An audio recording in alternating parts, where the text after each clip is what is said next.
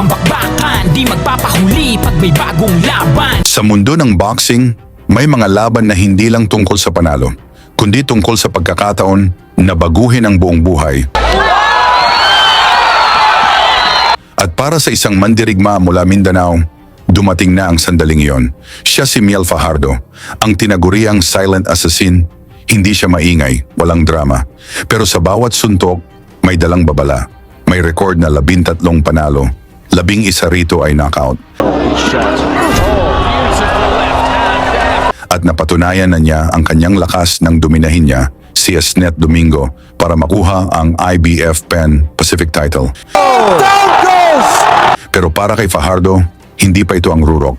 Dahil ngayong April 11, 2026, haharap siya sa pinakamabigat na laban ng kanyang karera. Isang IBF title eliminator. Isang laban na ang kapalit ay world title shot.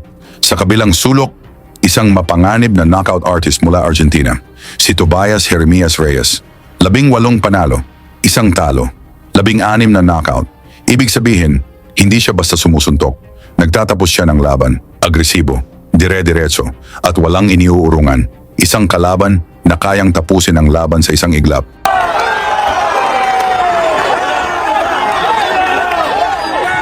Pero bago natin husgahan ang laban na ito, balikan natin kung gaano ba talaga kalupit si Fajardo sa loob ng ring. Isang laban na halos hindi na umabot ng isang hininga. Kalaban niya, isang 100% knockout fighter mula Thailand, si Sarawat Jamthong. Malakas, kumpiyansa, at sanay manakot ng kalaban. Pero sa gabing iyon, siya ang natakot. Pagdating ng unang segundo ng laban, isang malinis at mabigat na kaliwa ang pinakawalan ni Fajardo.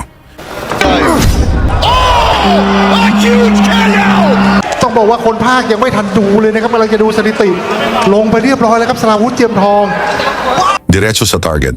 At sa isang iglap, parang pinutol na puno, bumagsak ang Thai fighter. Walang pagkakataon makabawi, walang second chance. Agad itong pinahinto ng referee. Knockout. Isang mabilis na panalo na nagpatunay kung gaano kalakas ang kamao ng silent assassin. At ngayon, ang tanong, may chance kaya si Fajardo mag-world champion?